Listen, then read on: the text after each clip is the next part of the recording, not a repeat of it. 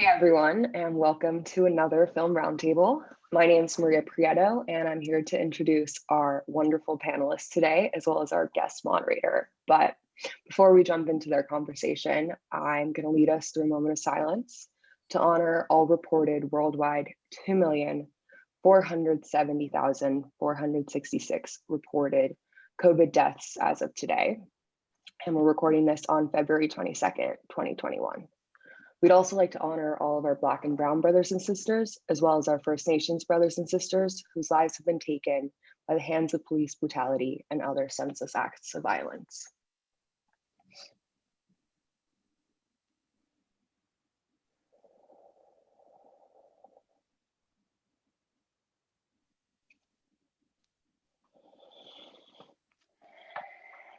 Thanks, guys. Thanks. These moments have really become a ritual in this Film Roundtable community. We've held them since our first roundtable, and we just continue to hold them as a reminder that we're still in the midst of a global pandemic, and we just have to lead a life of empathy and compassion towards one another, and really just be safe during these times. So that being said, today we've invited Mexican photographer Tania Franco Klein. Her work has been exhibited widely both in solo and group shows across Europe, the US, and Mexico. And her latest exhibition, which I was fortunate enough to see 3 times, Proceed to the Root, was showcased a wide selection of her work, was presented by the Rose Gallery here in Los Angeles. Her work has been commissioned by clients like the New York Times, the New Yorker, New York Magazine, Vogue, and Dior. Tania, bienvenida al Roundtable. Gracias. I'm very excited to be here. Yeah, we're excited to have you. Thanks for the beautiful introduction. Oh, anytime. Thank you for your beautiful art. And joining Tania is art curator and writer William J. Simmons.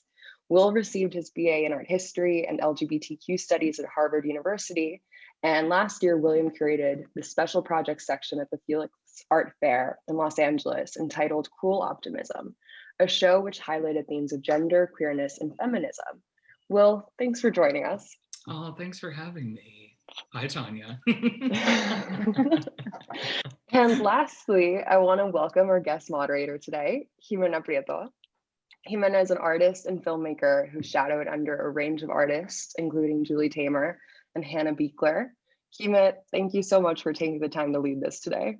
It is an honor, absolutely. Ximena is also my sister, but that's the least, that's the lowest on the totem pole. Maria is my sister. Well, I'm gonna leave you guys to chat for a bit, and I'll pop back in the end just to say goodbye and thank you. So Ximena, the floor is yours. Thank you, Freddie. And thank you to Film Roundtable for having us. I'm very excited to hear about your individual work and also your most recent collaboration. That's sort of where I want to dive in. I've been looking at the images, which are stunning, and I'm curious how this came about, who approached who, and what it looked like to create something like this in different countries and how it all came about. Well, I think I'll jump in with the logistical points, because everything else was Tania's doing. Like literally every other thing was Tania's amazing doing. The funny thing, per this collision of art and film, is that I know Tania's work because her gallery shows the photographic work of Jessica Lange, like, the actor. And so there's an interesting film connection to Tania's work. And then, I got into Tania and I was like, oh my God, this is so fabulous and interesting. But I had been curating the Scene series for King Kong magazine, in part of because of this quarantine, like what are we all doing kind of a thing.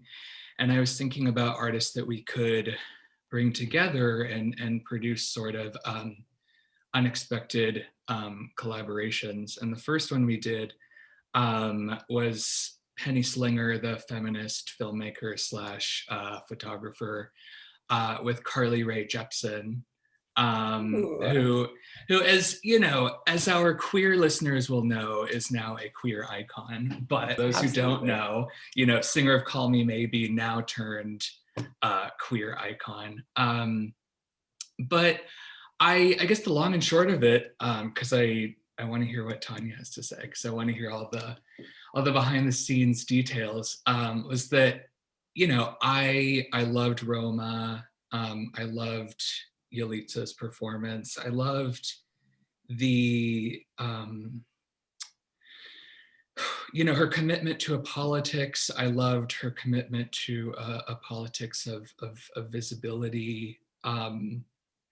And I'd always wanted to do something with her. And so I reached out to her people, and I was like, I think, and maybe this is something we could talk about, Roma is such a film about interiority, which Yalitza plays so well, and is something that's so often denied to protagonists of color on screen. And I think that Tania's work is so much about interiority too. And so for me, it seemed like a natural pairing. But once again, this having very little to do with me, Tania already knew Yalitza's producer who produced Roma. So once again, it was like I had this idea, but it was already in the world anyway. And then more or less what happened was a few months later, Tania delivered the most beautiful things you could ever imagine. And we didn't have to touch a thing. And I just got a picture from the magazine that they got, a box of all of them today. So they're sending them out. And it was literally like, I didn't even have the idea because it already happened, and then I didn't have to touch anything. They just came to me and they were perfect. And yeah. So that's my side of the story. Wow. Sounds like the ideal process. And yeah, Dania, how was it for you? First of all, since the moment I reached out, since he reached out to me and the first time we connected, I just felt like an immediate connection of me and Will. And I researched a little bit about him, and I felt very, I don't know, it happens to me very often that I work with people that I feel like doesn't understand my work fully. But for some reason, I right away felt like Will understood me. I don't know why. Maybe it's just like a hunch. I don't know how to explain it. It's like a natural, like a natural feeling that I got. And because of the essays and the people that he's been writing about, and that it's a lot of artists, like most of them are my favorite artists, like I feel like a very strong connection in our taste in general. And it happens to me very often that when I get commissions, because I love doing commissions, I love to see what other people can think is a good pairing for me with a story or with a subject or with something that is really beyond what I usually do, or beyond my limits, because it really makes me explore, and it makes me, I don't know, like learn new things about my own work in the process. And this was the most unexpected commission. I rarely do commissions in Mexico. And this was the first time that I had a very Mexican, per se, like Mexican representative subject. And it was a very exciting challenge for me because of many things. I think Yalitza represents, as you said, like a lot of things politically in film, like a lot of things that she's done and in the moments that she's done it. But also, at least in my industry, I felt like she was being misrepresented. So I felt like it was a very incredible opportunity, because there's always this idea, like I feel like with a lot of subjects, because Mexico has a lot of racism and classism, with a lot of subjects, when people is gonna shoot them, they don't question their background, like they just right away put them on clothes, like designer clothes and this and that. But with Yalitza, there has been a lot of things around her appearance and who she's wearing. Why is the light too light? Is the light too dark? Is it, like so many things have come into play in the way that she's been represented. And at the end, I felt like all of those things, like kind of putting her in a costume, for being portrayed for these for these different magazines, it all seemed like it was not making her justice. And Will also, because this collaboration is not just me, like Will was the mastermind behind all of these different scenes that came out, that I'm very excited to see all of them coming out, because they all look like truly incredible pairings. Thank you. But he also invited Celica, the founder of Sonamaco, and she did an interview with Yalitza a few months before we did the shoot. And we were all in the call, like we were all listening. I really wanted to hear what Yalitza had to say. And something that really, like, I had no idea what I was gonna do, but when Will coordinated the call, I remember Yalitza was talking about how proud she was of her color skin. And that's something that really stuck on me, because I was like, of course, like so many people has been taught to be ashamed of their color skin, and she proudly wears it, you know, like she's putting it out in the world. And it's something that makes her unique, not because she's unique, but because she's had also the, like, obviously she's unique, but I mean, like, she's had the platform to do that, you know, proudly. So for me, it was a very unique opportunity to take that idea and just to make it about her, like not make it about her being in a costume of something else. Like my original idea was really to create a room that was all the color of her skin. Like when she said that, I was like, I need to do a set of the color of her skin. Everything has to be about her skin, because that's her, you know. She has this incredible skin, this amazing presence. And I don't want her in a costume. I don't want her dressed up. I don't want it to be like Yalitza the Glamorous or Yalitza the Indigenous or Yalitza. I didn't want it any labels on it. I just wanted Yalitza the amazing woman, the strong woman, you know? And I didn't want it other labels to come up when people looked at the photos. So my original idea was to do it with no clothes, but that was not possible. So when we started when I started to brainstorm the work with the producing company that manages her and what the restrictions were, I had the idea of doing like the second skin that would cover all of her skin, but that would become kind of like for me it's also like a metaphor, you know, like we're always wearing a second skin, but that second skin doesn't have a label of anything really, you know, for at least for me in this particular shoot. So it was incredible. Like I really wanted her to have this, like she has this incredible long hair. I felt like, I mean, at least for me, her personality came out, her strength as a woman, you know, like she's this incredibly powerful woman and beautiful. And I wanted to portray that without putting her into any label, costume, anything, you know, like also in a timeless way. I like working with ageless things, you know. I feel like her beauty is so timeless. So I wanted that to come out in the work, because I want people to be able to look at this collaboration in 30 years and still look at the same thing and not look at the fashion or, you know, like these things that age with time. And at the end, she doesn't age, you know. I hope that in 30 years this is gonna be even more powerful and more like of a statement of who she is and what she's been doing. And yes, that's it. Wait, you didn't? So Are yeah. you allowed? Are you allowed to tell the carpet story? The walls, yeah. Well, Yes. yes. So Yes. it was actually very meaningful and very meaningful shoot to me. Like Will actually kind of rescued me in a very, I don't know, like complicated moment for me. I haven't been shooting, like I've been nonstop working for the past at least 6-7 years, like literally nonstop. And suddenly my closest like family member, who's my grandma, had a stroke, and my whole life changed. Like it fully stopped my life. And it was when the first 2 months of the pandemic, I think we were all starting to get used to it. And I didn't even know if I could take a flight, you know, like take, you know, like it was crazy.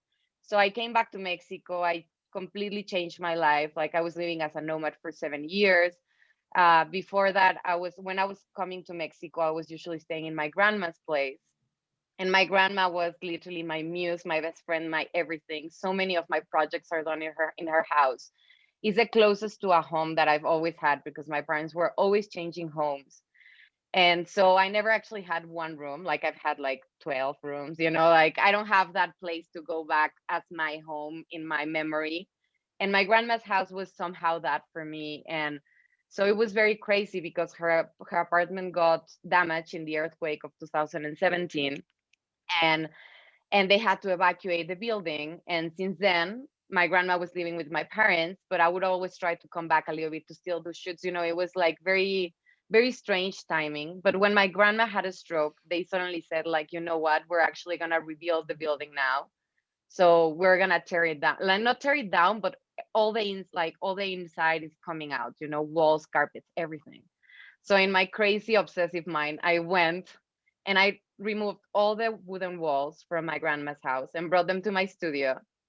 And I've been like doing nothing for those months. I was just going to the hospital every day, and it was like I couldn't think of anything. And to be honest, like this project really became something that I got like, I don't know, it was kind of like my emotional highlight for a long time. And I think there was a reason why I also delayed it, because we had to delay the shoot because of pandemia, COVID, like so many other things, and including the fact that I was going to the hospital every day. And in that process, I think like I usually shoot very, very fast when I get commissions, but this one was quite long. We really had time to like go find like we made the suits, like we really took the time to do everything perfect. And at the end I ended up like recreating my grandma's room in my studio, which was my room. So it was, Wow. yeah, so it was like truly, it was like so many components came like in one place for that shoot, like the Mexican thing that I've never done before, you know, like this very Mexican collaboration, and the fact that I got to do it in a very personal space for me. So she's somehow in my world, in my most intimate space, my ultimate intimate space that I have, that is my grandma's room, that I somehow have here hidden in the studio. That's so magical. If I could just Wow. jump in really quick and say that, you know, I think you really sort of saved me in a creative space too. And just hearing that story again, it's just like, I don't know, it was such an honor to be a part of this with you. And I just wanted to say thank you again, because, you know, yeah, it's just amazing to think about and what emerged from it. And yeah, I'm very grateful to have witnessed it. Thank you, Will. Hearing Thank you. hearing guys talk about this project and how, you know, creatively and emotionally fulfilling it seems to have been, it leads me to wonder what other moment, or, you know, if you can even think of the first moment in your life that you created something that you felt had that effervescent excitement, where you felt like all the elements were coming together in a sort of personal way, but also that you were expressing something that was kind of bigger than yourself. Because Tania, it seems like you brought a part of your, you know, your soul and your childhood, and then you also created something with Yalitza, which is beyond just your personal world. So I'm curious for both of you, what moment comes to mind? Do you want to wanna go go first, first? Will? Okay, I can go first. You go first. I can go first. Okay. You go first. Let me think. Okay, I'll go first. You go ahead. So, to be honest, all my work is quite intimate, and actually, I think the path to get there was challenging, because for a long time, like when I started doing photo, I'm an architect by profession, and then I decided to do my master's in photography. I've always been very interested in sociological theories, in the psychology of our times, and when I say our times, I mean like not just today, you know, like postmodern times. And it always starts from how I feel and what I see around me, really. So it's a very unique, intimate process for me. And I always actually make like jokes with my friends, like sometimes I wish I could just go to work and not think about my life, but my whole work is thinking about me and my life and everything around me, you know, like that's the work. So I cannot escape it. So in a way, I feel like that's why my characters are constantly trying to escape themselves. Wow.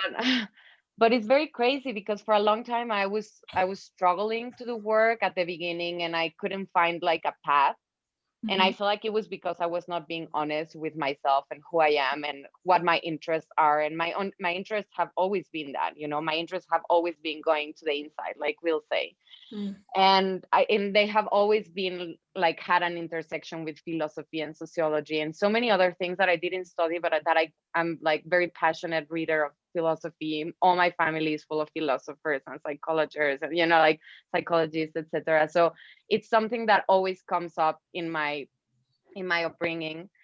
And it took me a while, like until I feel like life kind of forced me to do that, because I enter into a complete anxiousness about the world. Like I was extremely anxious. I was very lost, like emotionally. And it was by accident that I found a book by a philosopher that I love called Byung-Chul Han, and it was called The Burnout Society. And I found it like literally in a bookshop in Madrid. And I saw the title and I was like, wow, this is crazy. And it pretty much described everything that I was seeing around me, everything that I could see in the people I love. Like I could see a lot of stress, anxiety, depression, like consumption of pills, uncertainty for the future, this measurement about how we measure ourselves, about production, always doing, like I am what I do, and all these mindsets of success and what they leave, like what are the traces that they leave in like behind. And I was those traces, like because at the end we're all a reflection of our society. So for me, that's when I realized like, okay, so if I want to work with all of these things, I have to start from from what I feel, or or what I notice or what I see, because I am a product of this society. Everything I think is not because I'm very individual, like I have this individuality. It's because it's like a chip that we all have. Like we think we're different, we think we're special, but at the same time, obviously there are general things happening in the world, and there's a reason for that, because there's like a general machine, growing in our brains, telling us what to do, how we're supposed to do our lives. Like, yes, keep going, yes, you can, like all these slogans, publicity, images all the time.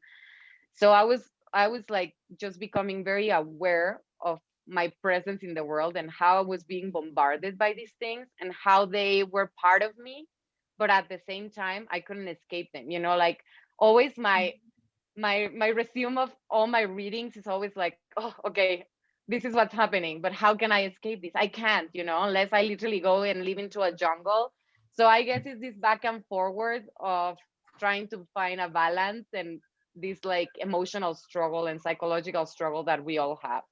So in a way, my work became very intimate because of that, because all my projects started to come up from that place, from those places in my life. And sometimes I had plans to do other like projects. Like there's a project, for example, that I've been holding on for years, that it's like about the text of Umberto Eco, like Travels to Hyperreality, because I was working with fun fairs and I was very fascinated by this idea of hyperreality, and like what's actually real. Is Disney real or Los Angeles real? Is none of them is real, like where does it stop?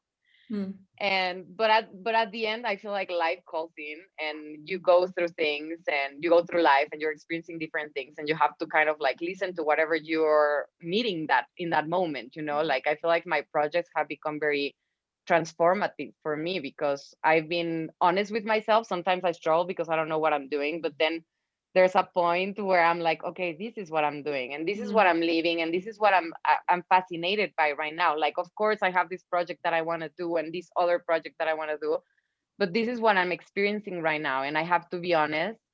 And so I feel like when I finish a project, in a way, I always feel like it was a transformative process for me. Like sometimes it's very short project or just an experiment and it's just a few months, and sometimes it's like years. And I really can look back and look at myself before and after the project, because it becomes a very therapeutic tool to look at life. I feel like in the process of thinking and doing and redoing and experimenting and performing, you go through so many things, like chemically, even in your brain, that force you to go to do different things, to give different steps into your life and look at it from a different place. And right. Yeah. I mean, I guess, yeah, well, it's curious because Tania, in answering, you sort of touched on like the related question, which is what is a work that sparked that for you, whether it's in your medium or not, or sparked that kind of, okay, maybe it's not, you're not on that path yet, but you realize something more true to yourself. So Will, does something come to mind for you, sort of juncture that led you on your path? Well, I wanted to say, first of all, that that's a really great question. One, because I think that's so much of what film and photography do. And also, one of the reasons why I love Tania's work so much is that, you know, it's the collision of the individual with the archetype or the universal. And it's also a great way to phrase the question, because I think that, you know, something that really interests me that comes out of queer theory is sort of the propensity for, non-cis straight white men to sort of take pleasure in media that's not for them, you know? So like, gay men of a certain era finding so much, life-affirming power in deeply heterosexual musicals, causing them to, after the fact, then become very queer, or any number of things. But that's maybe a different conversation. But to answer your question, oh, and also, Tania, I love what you said about the sort of exhaustion of your life being your art, because it's both exhausting and a privilege in a certain sense. And then, then the question becomes, who has the privilege to divorce their life from their art and whatnot. And but anyway, I think that moment for me, until maybe a year ago, I sort of identified most forcefully as an art historian, film historian, and a curator. I did my undergrad in art history and queer theory. And then I was in a PhD program in art history in New York. And then I was in a PhD program in art history in LA. And I finally left in November to sort of, among other things, write a novel. But I think that when, thinking about this really good question, I was sort of engaged in this historical and critical discourse as someone who was in graduate school, which, you don't even have to be in graduate school, as someone who reads up on art reviews and film reviews and what people are saying about, film and representation and what have you. And I remember quite distinctly sitting at a bench, getting stood up by a grinder date, and then starting to write a story about an ex in my notes app, which is so cheesy and millennial. I'm opening my notes app, but that's that was the whole point, because it was the notes app. It was I was sitting in New York and I was sad and I was having feelings and I was just writing down what I wanted to write, with sort of no regard for, no regard for a potential reader necessarily, mostly for me. And I guess, maybe this could become a question for Tania too, in terms of that oscillation between making work for yourself and making work for an audience. But I started doing that, and then I made a self-published chapbook that I did with my friend, of little essays about this ex. And I actually did send it to the ex. I have no idea if he read it or not. But anyway, it was just this moment of sort of considering another way of expressing yourself. And now that I sort of want to transition into sort of non-academic writing, it was really formative. And I think that, it gave me sort of a political mandate too, in the sense of I've taught undergrads in various capacities for I guess 5 or 6 years now. And now I realize that if I ever do that again, I think my goal would be to sort of empower them to really write whatever they want, or to sort of, open up the archetypal notes app, as it were. And for everyone to sort of feel empowered to tell stories that might be deemed uninteresting or sentimental. And I'd say in conclusion, just because I feel like I should give credit where credit is due, that you know, no matter the controversy, not no matter, but in addition to the controversy that came out of Girls on HBO, you know, that was when I sort of started doing this. And I think part of that had to do with the sort of radical vulnerability of that show.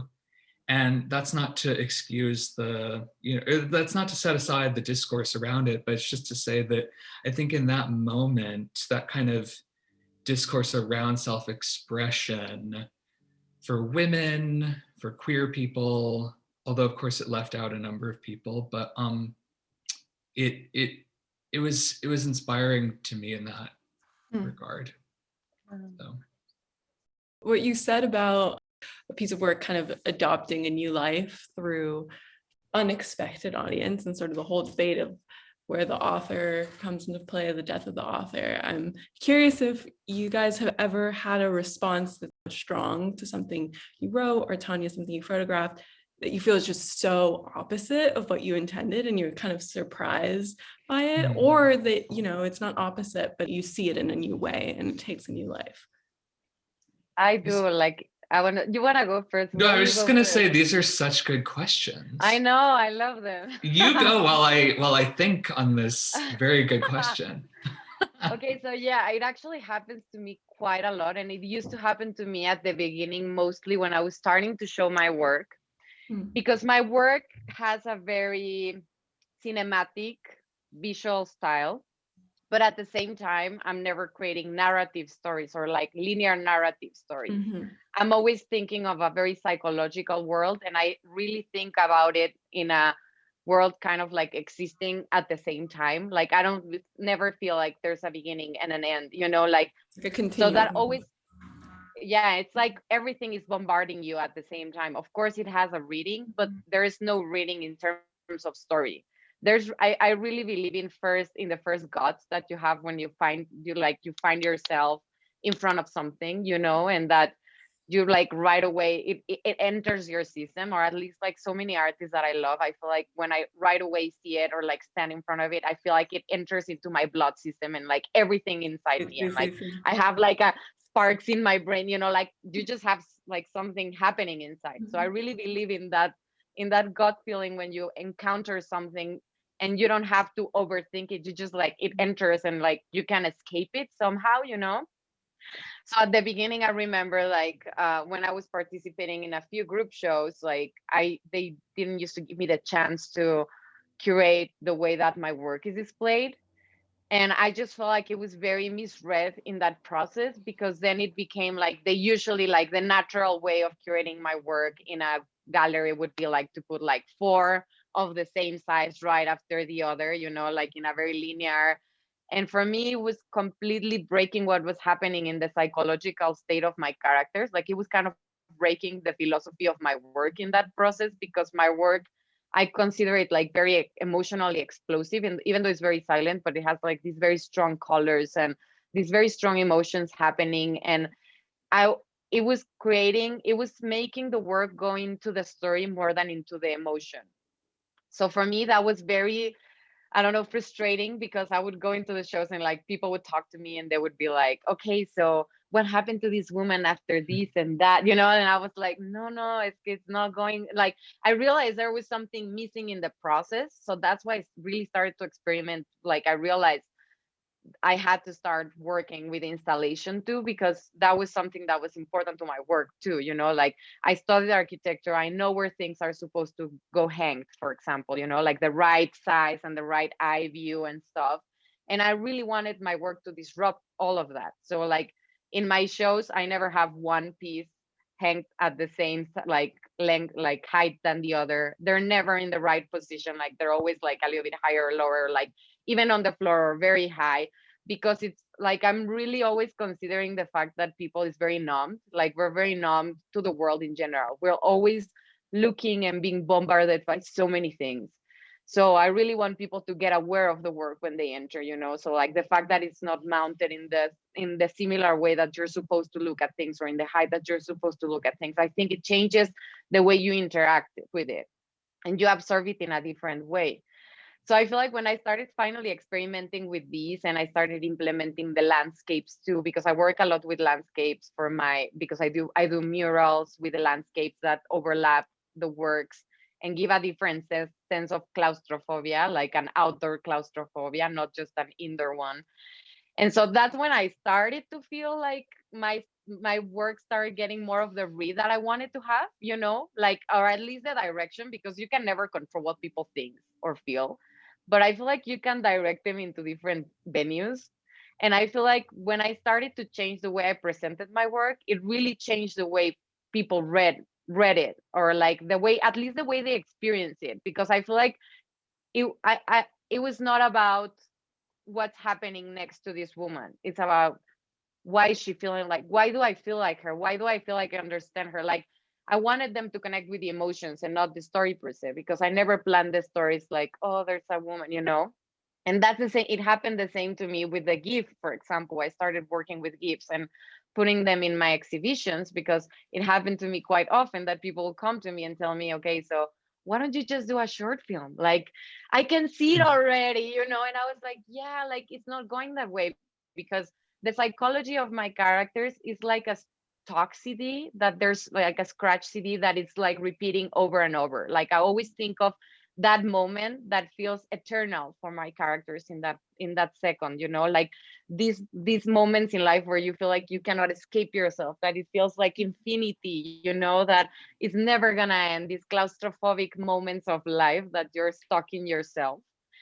And so in a way, that's why I started to working with the GIF language, because I wanted to set a time frame of how these moments are existing. So even though it's not like I have 2,000 GIFs, I put like one or two. Sometimes I do them specifically for the installation, like for my exhibition at Rose. Like, I knew I wanted a very small GIF next to a very large scene that I have of the toaster, because I like people to have to be able to go back and forward between the works. And so I knew I needed something very small, and I knew I wanted to be like something very simple. Like I think simple things communicate very easily, and they're very universal. Like, sometimes I feel like we overcomplicate things, and sometimes we realize the simple things are what connects us as humans, and that we all understand. So I have this woman hyperventilating into this bag of like this paper bag, like, and then you understand, I feel like it gives a different sense of time for the rest of the work. Like, even though it's not primarily like video around the exhibition, it does changes the way people understand the rest of the works. So it's very funny, because little by little, I have been adding little details here and there and changing the way that I present my work to be able to have a different reading of it. When I realize that people makes me the same question over and over, like if 7 people comes and says, you need to do a short film, I'm like, okay, I'm clearly not doing something right here. Like, there's something that it's missing, because that's not where I want to lead them. It's not that they cannot think, that everyone is allowed to think whatever they want, but you want to lead them to, so like, I want to invite them into my universe, and I want them to feel my universe as eternal as I feel it, in that moment. Yes. So it's not necessarily that you don't want to guide them to a specific destination, but you want them kind of wandering in that limbo world that your images seem to exist in, like mid-century intrigue limbo. That totally makes sense. And you talking about placement of works in conjunction with each other and setting as well as something related to that. And Will, I'm really curious, as a curator, where in the process does, after selecting artists and starting to put a show together, where does placement of work come in for you? And is this something that you take a large role in? I think that's a great question. And I think it's also good to just really quickly highlight that,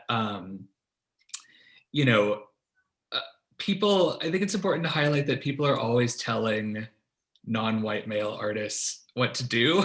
So maybe that's like part of, Tania's experience that, I don't have to deal with because of my privilege. I mean, it's interesting, only just now, like trying to sort of, setting out with a novel, or people like, oh, well, you should blah, blah, blah. And I'm like, I should, because I think I've, we'll say, I guess, non-hegemonic artists, you know, what everyone wants to say, you know, I think are always sort of forced to listen to feedback in a feedback, you know, in a different way than, you know, I would. And I think that's an important thing to highlight for people from, you know, art and certainly film, I surmise, you know, this idea of, yeah, of what Tania should do. Tania should do whatever she wants, you know? But to answer the question, yeah, I think placement is super interesting, both in terms of, you know, work on a wall and in terms of, you know, the placement of what you choose to write about and sort of the, you know, span of your work, and where you choose to place it. It's interesting because I just finished my first book, which is going to be published next month. And thanks. It's kind of it's a more art historical sort of set of essays. And of course, Tania's photo of Yalitza is in there. And it was interesting because, you know, that was a process of curating too. I think you are opposite Alex Prager, but who's like sort of the quintessential LA artist in a certain way, but maybe not. I actually can't remember, because the great thing about Tania's work is that it connects to someone like Alex Prager, who is doing that sort of, or Cindy Sherman, who's doing that cinematic sort of thing. But it also, you know, her work connects to someone like, say, Sarah Charlesworth. I don't know why I'm talking to you like you're not in the room. Tania, your work also, you know, it might connect to someone like Sarah Charlesworth, who worked a lot with pattern. And of course, you know, our mutual love, Laurie Simmons, whose work has to do with scale and sort of moving in and out of the large and the small. But yeah, I think that placement is definitely it's definitely a political act. It definitely, and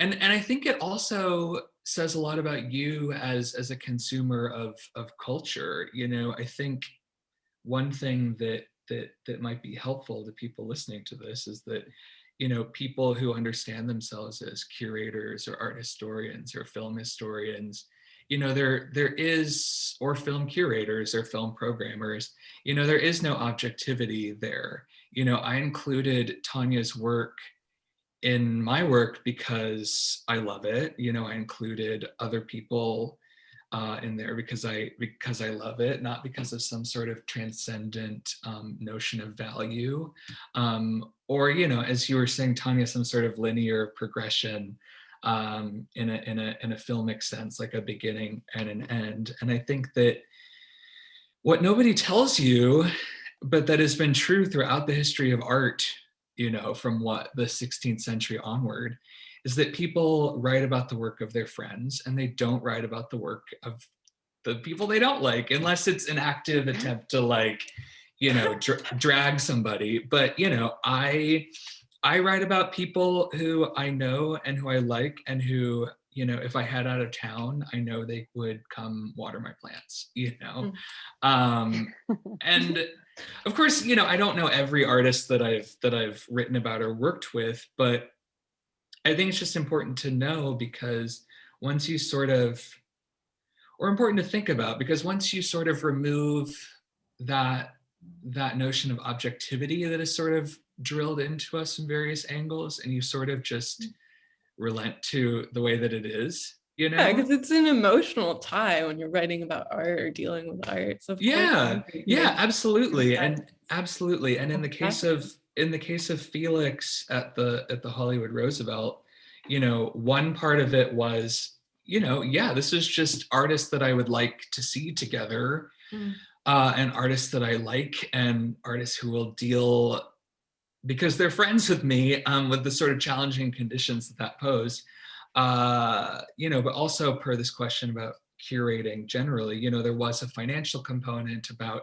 galleries, participating in the fair and the fees associated with that, et cetera, et cetera.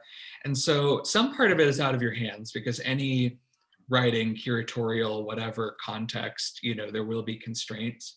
But also too, it's a process of learning and empowering others to just present what they like. And I wish someone had done that for me sooner. And I see young people now sort of being able to do it, like students of mine who are like, I feel like Gen Z just has very strong opinions about everything, even mixed among the apathy, which I think is like really cool. And it's just a matter of like empowering people to like what they like, and then reckoning with the problematics that come out of liking what you like. And then that's what you come out with. Yeah, and reading your writing, I love the, unexpected references that you pull, and how you take us one place and then you're in the next. You mentioned the show Felix, which leads me to ask about duality and title Cruel Optimism. Of course, it's like two things happening at once. And Tania, and this is in your work as well, there's this superiority and so this voyeurism, and there is this intimacy that pulls you in, but also keeps you at a distance. We don't always get the whole picture. For both of you, I'm curious, what are the dual kind of worlds that you're most drawn to, or that you keep coming back to? You go first, Leo. Yeah, it's my turn to take on the really, really good question. I think on one hand, I do have this, my sort of education, as it were, as a queer person was a very academic one. I sort of came to myself as a gay man through queer theory and not necessarily through queer experience. I mean, I read Simone de Beauvoir way before I sucked a dick, and I think that created an inherent duality, because there is one part of me that in the sort of tradition of the think piece or the academic or critique generally, that is one part of me that is skeptical of everything, and one part of me that really wants to believe and really wants to be in love, and really does want to sort of have these sort of incommensurate references that you so generously pointed to, in terms of, I don't know, True Detective season 2, which was terrible but amazing, to say,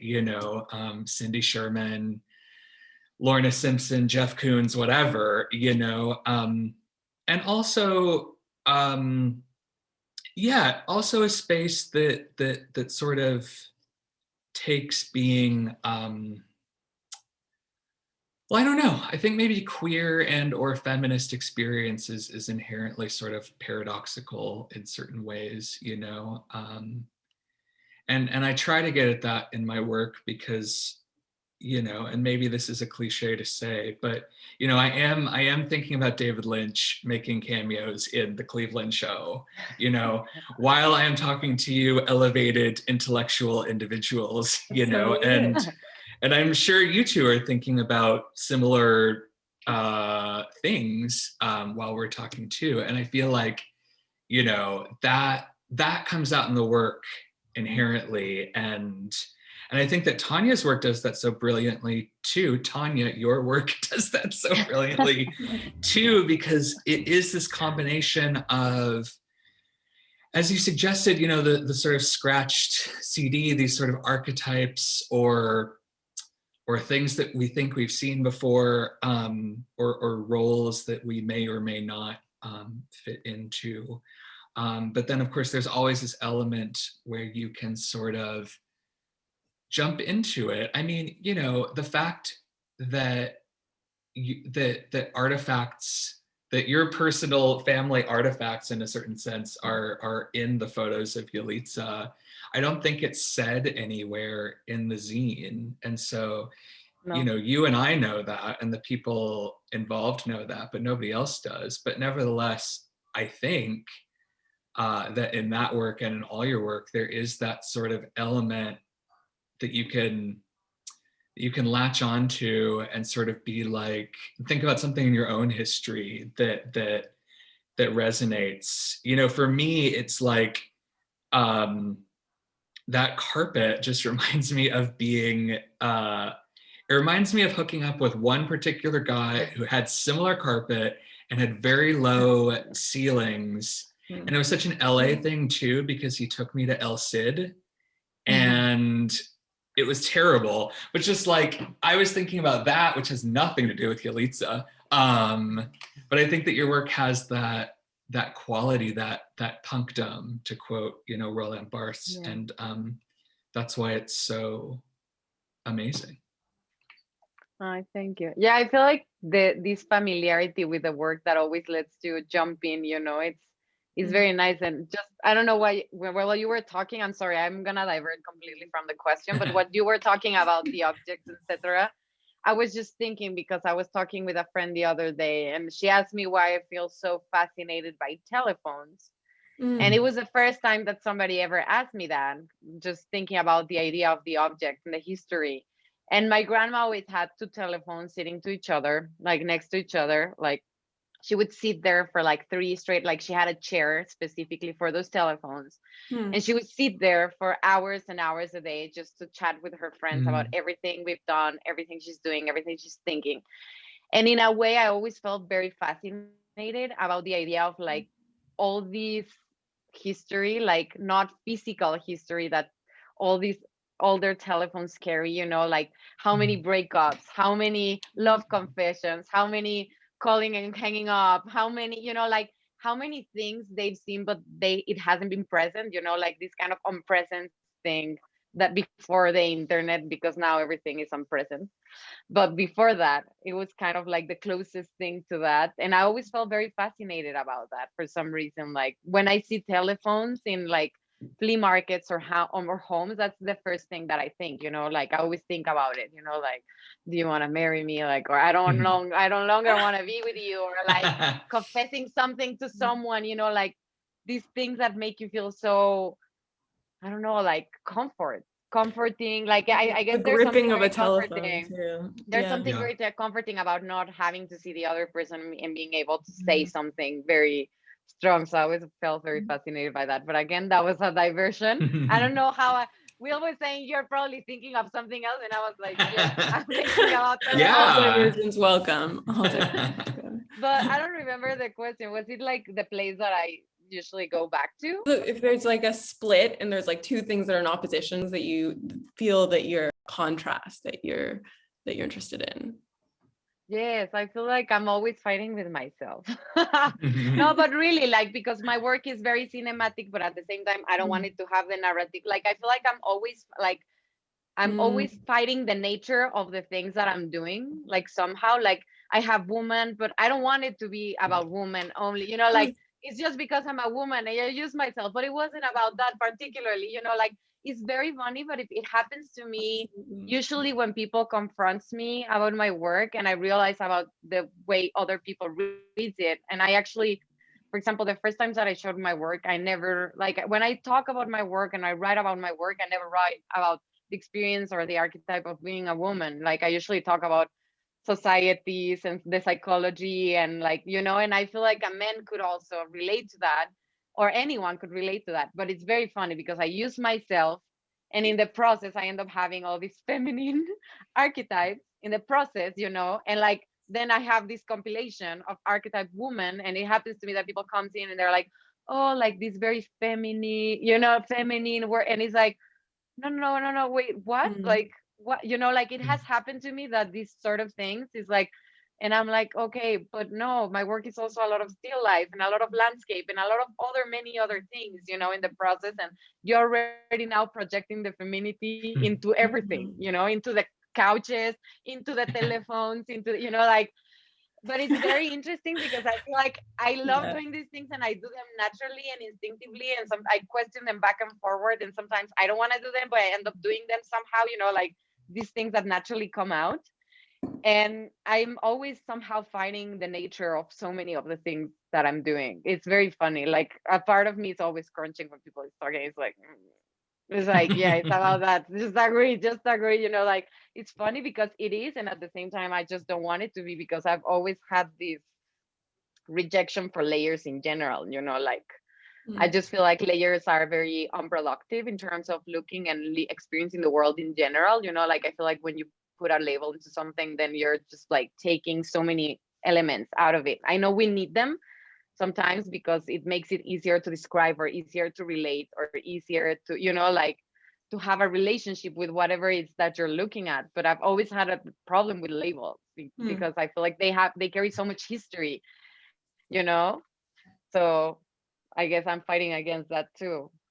So like people tells me like, so you're like you do like tableau photography, you know, like constructed photography. So many people calls it so many different ways, and it's like, yes, but I don't plan it. It's very performative, but it's, you know, it's like I feel like I'm always fighting the nature of so many of the things that I do, because I just feel like there's so many things that are in between things, you know, and even though it makes it easier for other people to have the labels on them, I feel like it also takes away your experience of maybe giving it another read, you know, like I feel like if I curate, like it happened to me a lot when I was doing my book, because I was doing different ways of uh doing groupings of images, and that's where when I realized I had so many images that I could group so differently that I could take away the woman of my book and still have a full book, you know. And I was like, okay, here you don't know if it's a woman or a man because it's like short curly hair, you know, like there I have so many, and like so many still lifes and so many landscapes, and I was like, if I take all of this section, then it changes the whole reading, and then it's not about women, and it, you know, like I do question a lot of those things. And I think it's interesting because you can give so many readings into, you know, like in depending on what you select to see and what you select, you know, it depends so much in the person. Like I feel like life is like in the hands of the other in a way, you know, like these things are in the hands of the other, and if they had breakfast that day, and if they're in a good mood, in a bad mood, if they are very stressed and anxious and they've been smoking a lot or not, you know, like so many things come into play for when you're gonna watch or interact or read something, you know, like they change completely your reading. And it happens with film, it happens with books, you know, like when you're gonna go and sit into a film, it changes completely what happened in your day before, you know. So I'm always trying to have like these conversations about all those different elements, and I'm always curious about why people has this tendency to right away label things or like right away say names, you know, like they look into an exhibition and they haven't even like walk into it, and they're like, oh, this reminds me of this and that and this and these are, you know, like, and it happens because I feel like it makes us feel sure about like it gives us like the idea that we know things, that we know the references. Like it happens to me, like when I'm saying like people, I'm talking about myself too here, obviously in the process, you know, like I realize I do that a lot, you know, and I realize people does that a lot with me. So it's this back and forward of loving hating that process, I guess. Yeah, I guess, you know, as someone who has to do that a lot, I had the same thought that like this process of, you know, whenever I'd do a studio visit with somebody or whatnot, it would be sort of a process of comparison. And it got me thinking about how the language of sort of art criticism, or for that matter, film criticism, you know, really just is a language of comparison. You know, Tania's work channels Cindy Sherman or what have you, you know, and of course, you know, there's always, in some sense, a formal or superficial truth to such comparisons, maybe. But when you sit with the work, it's different, and it, you know, I think the best art writing is done by, you know, people like, say, Amy Silman, who's a painter, who also makes animations. But, you know, I guess I could say more generally artists, you know, because artists aren't so mired in that language of comparison. or the sort of language of like, you know, reducing the work to the perceived identity of the person who made it.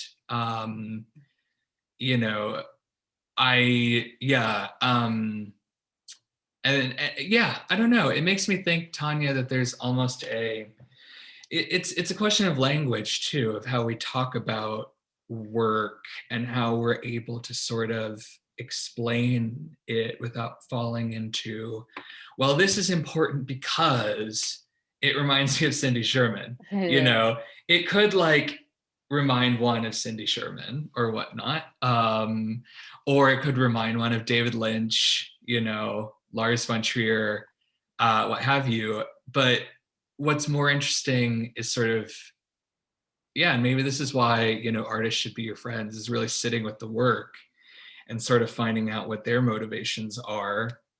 Or, you know, if you can't have that conversation, figure out not that there is a comparison to David Lynch, say, but rather what that comparison means to you, potentially the artist, et cetera, et cetera.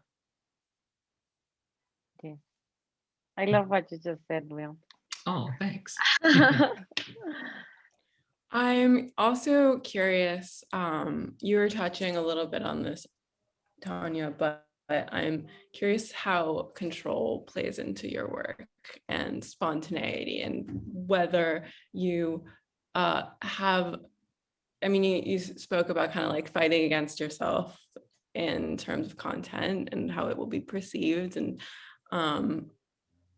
obviously at a certain point you let that go, let that fight go. And I just would love to hear a little bit about how that is for both of you. Okay, do you want to start, Will? Sure. Yeah, I think I'm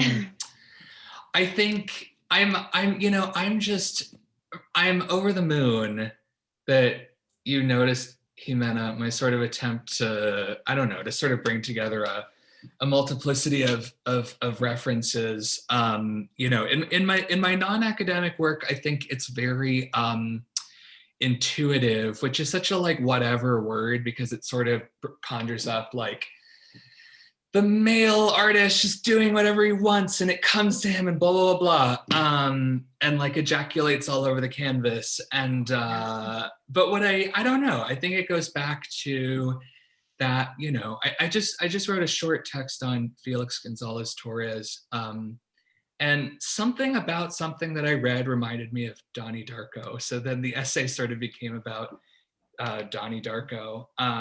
Nice. And so I try to make my work be very intuitive, because it gives a model of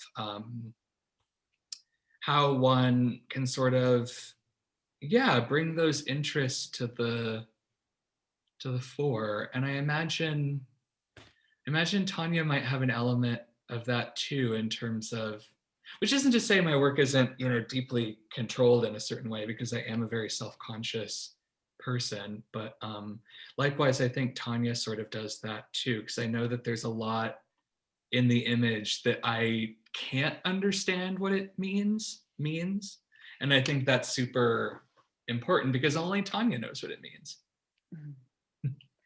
Yes, no, it's very just going back to your writing.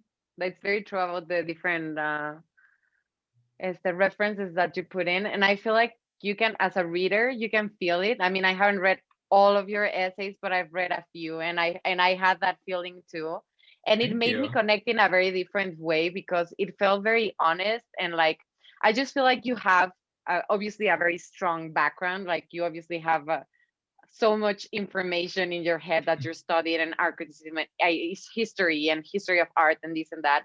But I feel like at the end, when you let your instinct put all of these things together and kind of like make the connections alone, it comes something very different, and it comes very refreshing, and you can feel it when you read it. You know, like the references are there, and I feel like in a way that's why I guess I always think that we have to be very aware of what we see and what we read and everything that we consume, because it's there in our subconscious. And especially you that you trust so much in your instinct, and I work the same. Like I work a lot with instinct, and that's why I'm very self-conscious about the way I consume things, what I read, what I don't read, what I try not to look at so many things too often, because it comes out somehow, you know. And because I'm doing things instinctively, I'm trying to give my brain a space to connect dots that I'm not gonna connect if I really try to do it logically, you know? Yeah.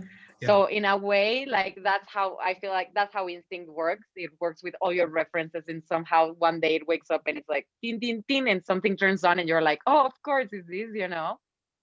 And the way that I work is the same. Like when I try to plan it so much, like, or if I try to do something, like if I almost know like where is gonna be this and how the light is gonna come in here, you know, like I just feel like it loses like something in the process, like it lacks soul. Like it can work as an image and whatnot, but it just doesn't make it for me. Like I feel like I'm constantly looking in my work what I look for in other people's, like people that I love work, you know, like this thing that sparks you inside, this thing that connects you to an emotion, this thing that takes you to a place that, or to a place that you've never been, or to a non-memory, you know, or something that you have in your wildest dreams, or different things. And I feel like you cannot lie to yourself. Like it doesn't mean that everyone is gonna feel that when they look at your work, but at least I cannot lie to myself. And sometimes I do a lot of work that I just throw to the trash because it just don't get to that point, you know? Like I know I'm working from a very logical like place. Like I know how it works, and I'm almost doing it as a 1, 2, 3 thing, and then it's lacking something. So that's why I try to be very performative with my work. Like I try to set up a few elements. Obviously with commissions I'm a little bit more careful with that, but still I'm quite performative in the process. But with my personal work, like I literally sometimes have no clue what's going to happen, and I love that, you know. Like I just give my brain and my body a few elements to play around and move around and play this and paint this wall and bring this carpet and take this and take out and put in and put out, like, and in that process things happen. And I just trust in that instinct, that because I have the underlining idea of what the project is about, but not what the images per se are, you know. I feel like that's what I want to discover while I do it. Otherwise I would just like do a drawing, you know. Like I feel like that's what's very fantastic about photography. Like photography has a very particular and unique quality, that it has like real objects, but you know, like at the same time, this reality is completely constructed. Like every photography that we see is not real. Like there's no such thing as reality or truth, or you know, like even in documentary photography, it doesn't exist. Like there's no such thing as truthness.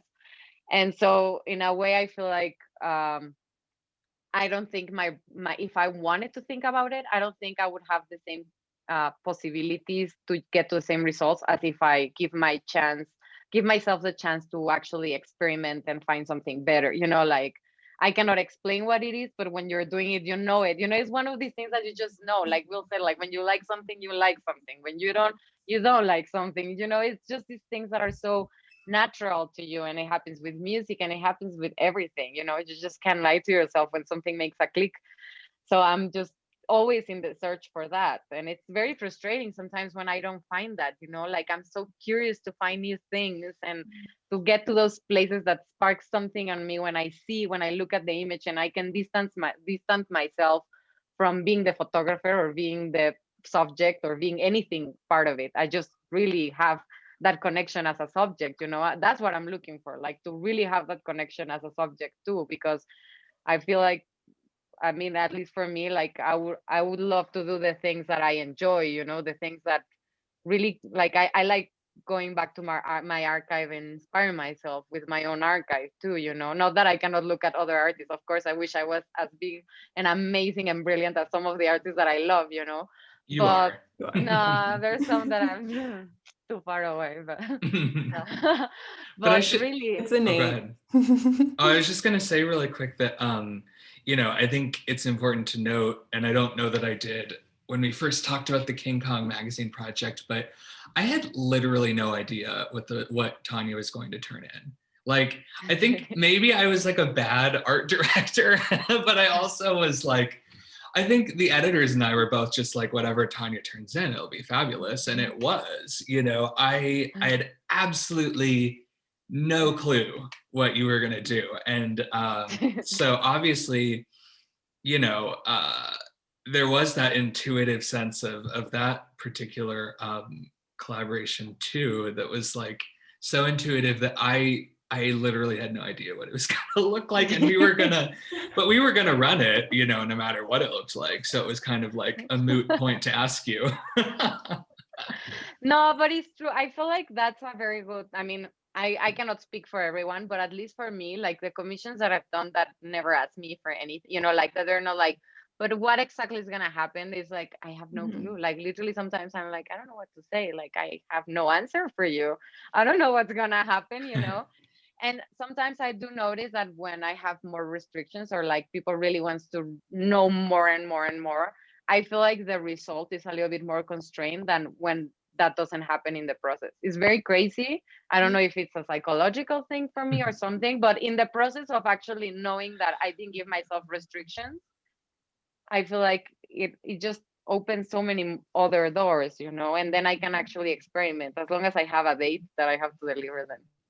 It's fine. Yeah, I mean, it's almost... Sorry, go ahead. Oh, I was just gonna say that I think that's such a important thing, both in art and film, is having as many, and in writing, is having is empowering people to sort of feel like they deserve to have those limitless situations, you know, and that they've it's not a matter of like putting in the work, you know, which is such a like Protestant way of thinking about it, but it's just like, I don't know, people having an innate belief that they deserve to create without those constraints. Now, obviously, you know, if you're doing something for the cover of Vogue Mexico, for instance, you know, there's going to necessarily be certain constraints that just by nature of the circulation of that magazine or the number of people involved or blah, blah, blah.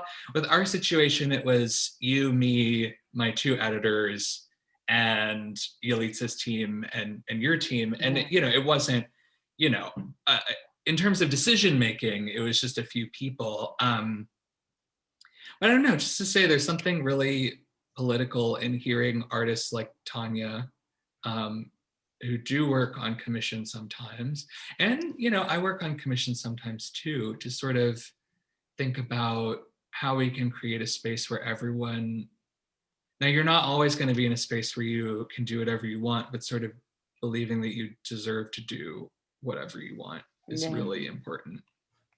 And I guess trusting it also goes back to like trusting the person. Like I feel like anyone who reads so many of your writings and your essays and your like and your collaborations with artists for their exhibitions and their books, like because you've written so many of them, and I feel like anyone can give themselves an idea of what you do, you know, like they know you are gonna deliver something brilliant. They don't know what, you know. So I feel like in the process of like, of course, I know it's hard to trust people because it all relies on trust, really, like on trusting this process, because at the end, I feel like creative process are not like doing a recipe for like agua de horchata, you know. It's like you want something special, then you have to trust the process that that person makes, and you're already seeing that this person can do all of this. But if you create a certain environment, you're gonna allow for that to happen. If you don't, then maybe it's not gonna happen. I guess it depends on the person. I don't know, but at least for me, it does work like that. You know, I feel like it does give me a like knowing that someone is trusting me and not asking me for something. You know, it gives me like their trust. You know, it gives me something like they're trusting me and they're excited to discover this same as I am, because I also don't know what's gonna happen. So we're all here excited to discover something, you know? So it's kind of like we're all in the same boat of discovering something, and it's exciting.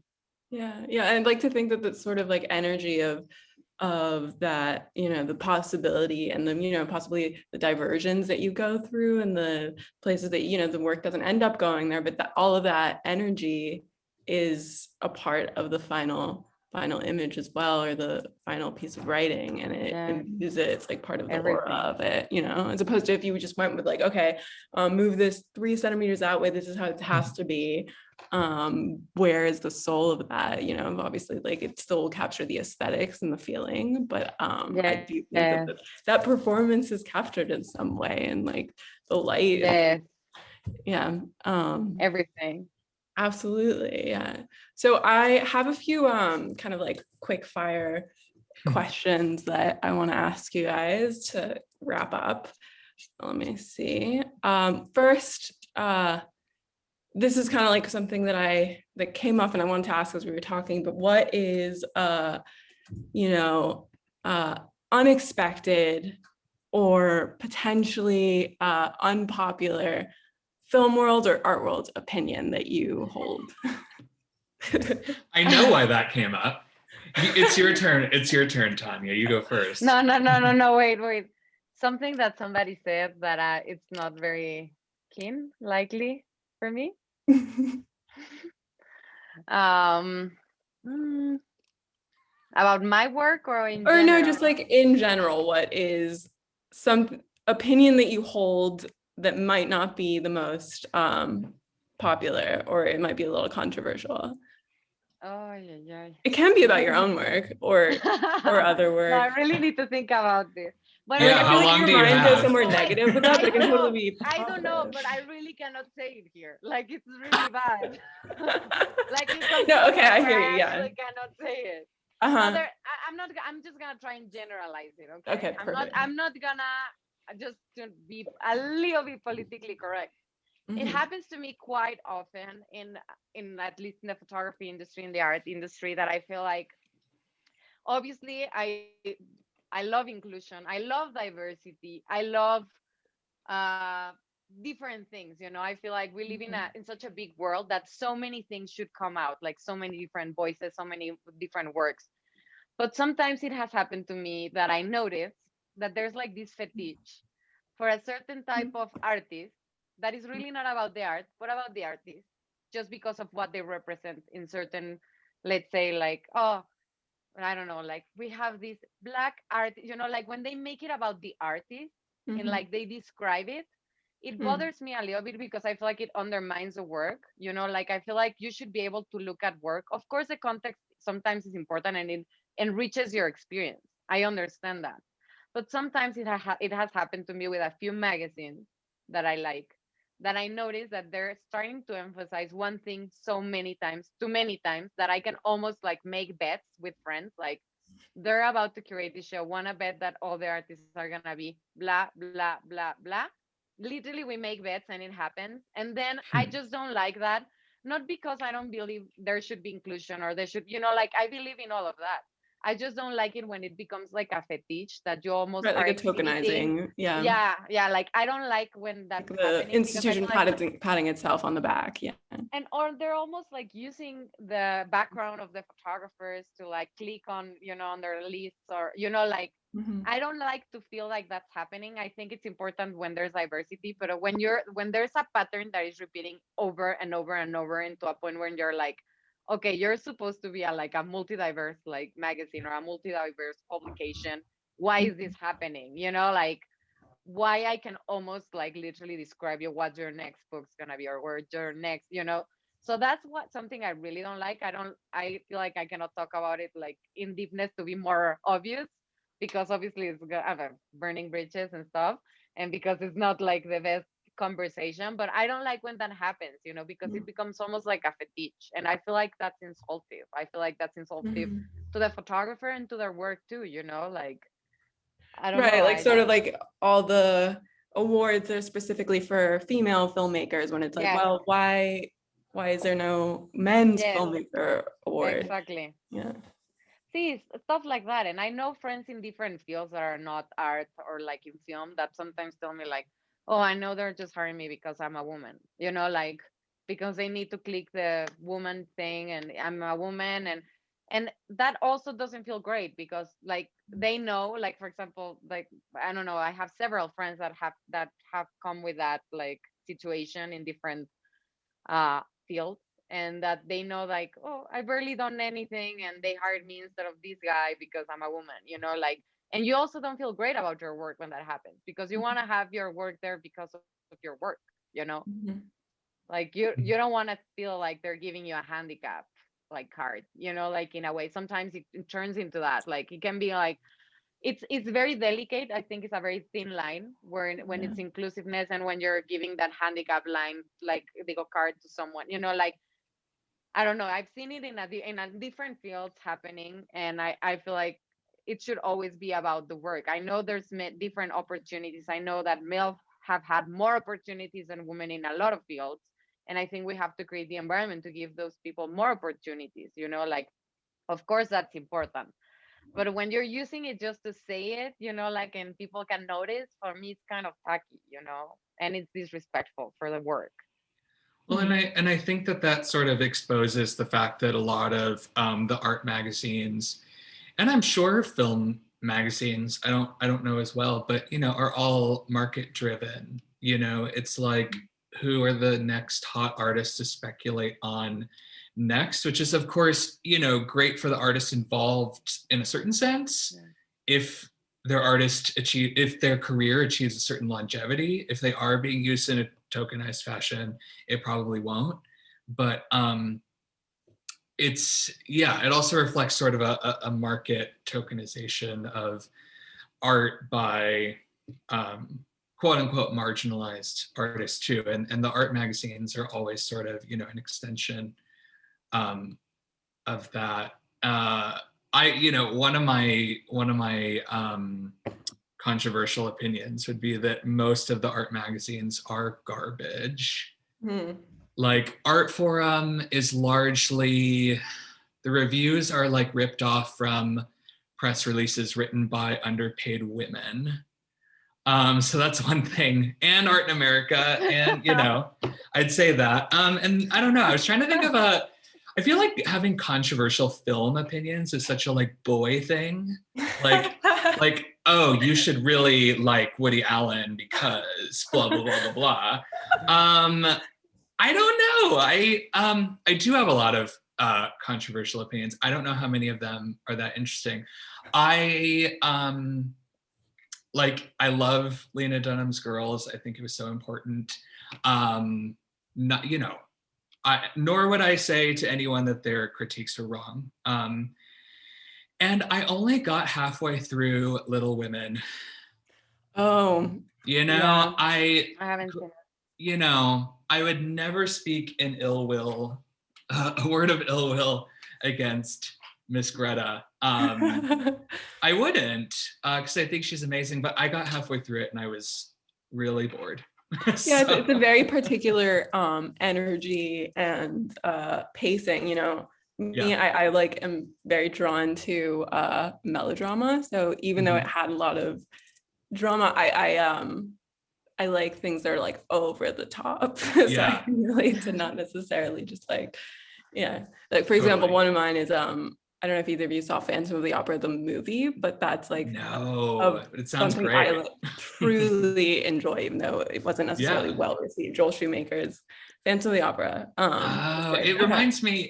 One of my favorite movies of all time is the adaptation of 9 by the guy. Oh my God! Chicago. Yeah, it's so good, but it's objectively, I Little Women totally is better. Just like I love indulgence and like overindulgence in film. Not always, but for some reason, Phantom of the Opera one, it just works for me. But okay, this is a little bit of a different course, but I'm curious, what is your favorite 1 a.m. snack? Totally different question. McDonald's. Okay, all right. Uber Eats, McDonald's. Burger? Like a Big Mac meal with a Diet Coke. Okay. It's like, how specific, you know what? Actually, now it's because I did it last night. I feel like everyone knows the real answer. Right. Yes, I have chocolates all over my house in case I want to wake up sleeping and eat chocolate, but I can literally like eat a whole like Kit Kat, like I wake up in the morning and I find these traces of like empty chocolate snacks and I'm like, what did I do? I have chocolate for breakfast all the time. Like I have in like random pockets, like chocolate bars. Like, okay. That's for sure. Next question, what is the most kind of visceral reaction, positive or negative, that you've had in a movie theater to a film that you can remember? Lars von Trier's Melancholia. Another boy answer.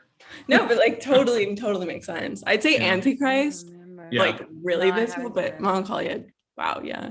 I can't remember. I think the movie of I think it's called The Hunt, a Danish movie. Oh, Yeah. I love that. Yeah. It's the same. Yeah. Oh I God. still like that film really like So uncomfortable.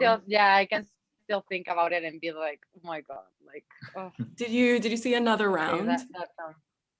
Mhm. Yes, I His love most it. recent- Amazing, amazing. yeah. I truly enjoyed it. Yes, I really hope That so. dance sequence. I'm gonna send you something that I read about that. I, The yes, choreography that for film that is dance sequence. amazing. You So have it? good.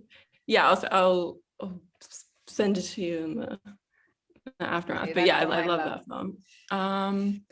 All right. And finally, I am curious, what is a piece of work in any medium that you've discovered in the last year that you feel that hasn't gotten its proper due, or maybe just it hasn't reached as many people as you think it should have, and you'd like to point And we're both like, arrow to? I feel like there's a lot.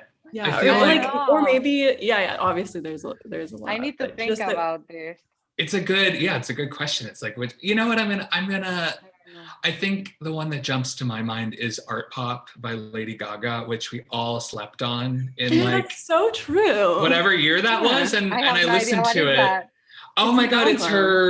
her third album, Lady Gaga's third Ah. album. Do you And think that had to do with like a fatigue of sorts because she was so big for so long that people just want yes. to?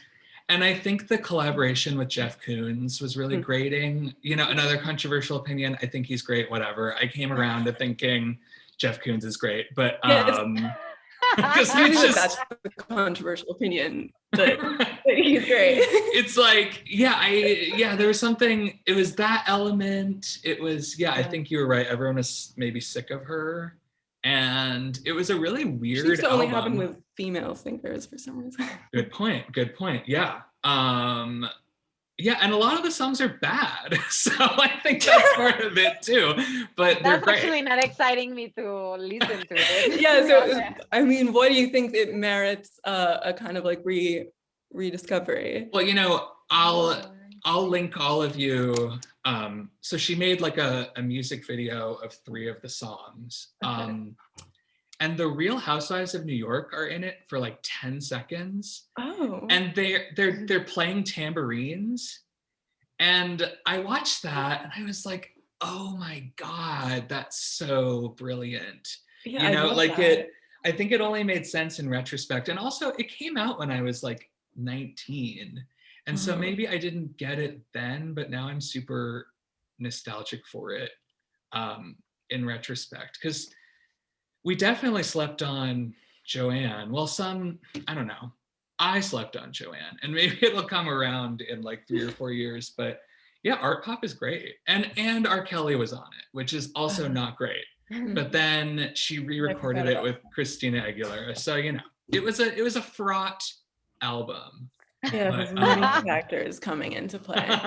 Tanya's not excited about this. Yeah. No, I'm really not excited about it. It's Cross. like you said that it's underestimated, but at the same time you said so many elements that make me not want to ever listen or watch anything around it. I think the music video will change your mind. It's genius. Okay. Did she collaborate with an artist or director to create the music video? I don't think so. It's just, I don't think so. Well, no, because I don't think any of the Jeff Koons things are in it. I think it was all her, and it's like really, it's really brilliant. Yeah. All right, so everyone check out Art Pop.